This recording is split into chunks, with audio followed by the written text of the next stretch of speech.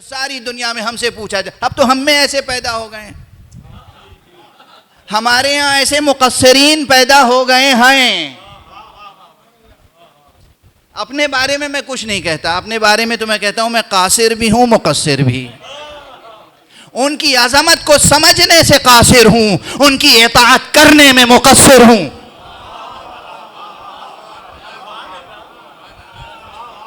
जो इताअत का हक अदा नहीं हो सकता, जो मारिफत का हक अदा नहीं हो सकता, मारिफत का हक अदा नहीं हो सकता कासिर, इताअत का हक अदा नहीं हो सकता मुकस्सिर।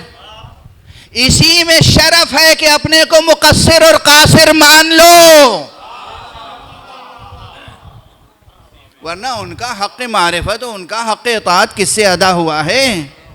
और हमारे यहाँ बहरहाल, लेकिन ऐसे मुकस्सिर, दूसरे माना में अर्ज कर रहा हूँ, जो फ़ज़ाइल अली और फ़ज़ाइल आले अली का इनकार करते हैं, वो इस हदीस को शायद कबूल ना करें।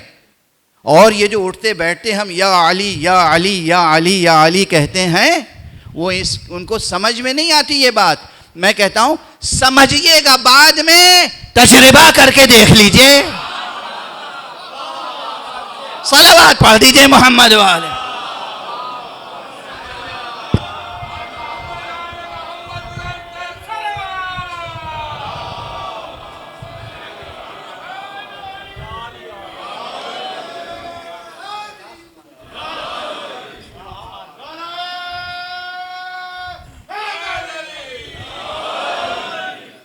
अक्सर ऐसे बहस करने वाले, ऐसे मुनाजराबाज, मैं क्या अर्ज करूं, वो पूछते हैं कहाँ है रिवायत, क्या है दलील। कोई इंसान अपना तजर्बा बयान कर रहा है और आप उससे रिवायत पूछ रहे हैं। रिवायत तो माजी की दास्तान होती है, हम तो अपने तजर्बे अर्ज करते हैं।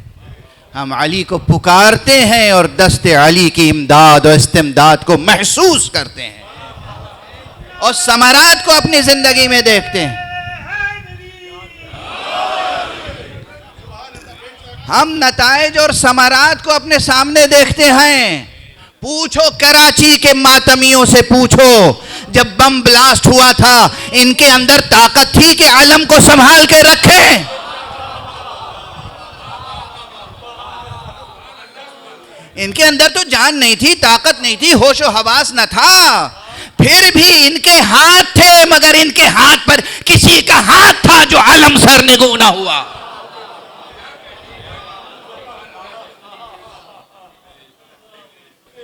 ये जो उठते बैठते आप या अली करते हैं, ये यूं ही नहीं है। बहरहाल ये बहस बहुत गौर तलब है कि आपने इस मशहूर हदीस में ये नहीं फरमाया कि मरने के बाद मुझे देखेगा। मरने के बाद क्या है? आलम मादी से रूह, इंसानी रूह जुदा हो गई, अब आलम मुजर्रद है या आलम मिसाली है। आलम मिसाली के अहकाम अलग हैं, आलम मुजर्रद के अहकाम अलग हैं, वहाँ के कवानीन अलग हैं, वहाँ के कायदे अलग हैं। ये आलम मादी है, यहाँ के कवानीन और कायदे अलग हैं, और यहाँ सबसे मजबूत जो हिजाब है वो हिजाब ज़मानी और मकानी है। फरमा रहे नहीं, मरने से पहले मुझे देखेगा। ये ऐलान के मरने से पहले मुझे देखेगा, ये वही कर सकता है कि जिसको कुदरतो ताकतो हक के तसर्रुफ ज़मानो मकान पर हासिल हो।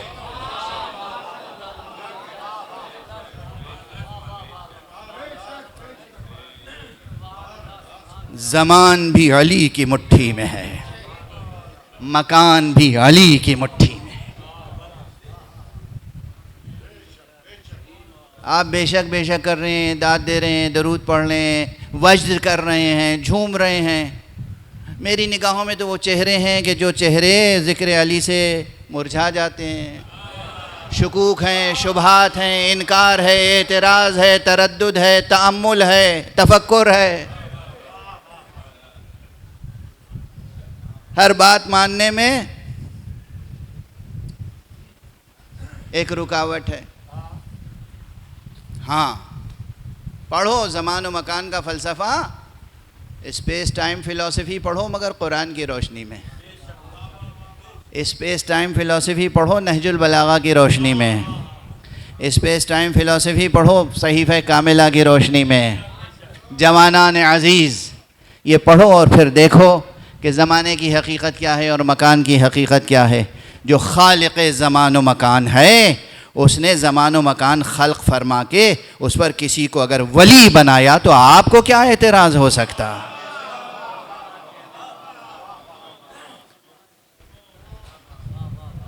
तो अली ये वली आएंगे, कब आएंगे? मौत से पहले आएंगे। ये कितना ही बड़ी एक जमालियाती हकीकत है जो मौत से जुड़ी हुई है। बस गुफ्तगू तमाम कर रहा हूँ, गुफ्तगू तमाम कर रहा हूँ। मौत से पहले एक मौत किसी भी शक्ल में आए, अभी तो बयान ही नहीं कर सका ना, मौत के रंग और मौत के ज़ाहिरी रंग और मौत के बातिनी रंग। ये बता सकता हूँ कि मौत का सबसे बुलंद रंग, सबसे हसीन रंग सुर्ख है।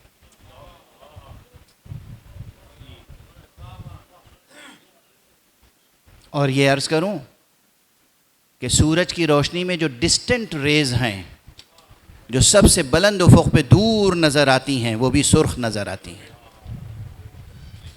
शफ़क़ की हकीकत क्या है? शफ़क़ की हकीकत क्या है? जो सूरज की रोशनी रेज़, जो सूरज की किरणें डिस्टेंट बिल्कुल दूर तरीन नुक्ते पर, बुलंदी पर, फराज़े उफ़ुक़ पे नज़र आती हैं, वो सुर्ख नज़र आती हैं। जिस तरह सूरज की रोशनी जब बुलंद तरीन उफ़ुक़ पे काबिल रोयत होती है तो सुर्ख होती है, ऐसे ही मौत का रंग जब अपने बुलंद तरीन उफ़ुक़ पर होता है तो शहादत के उन्वान से सुर्ख नज़र आता है।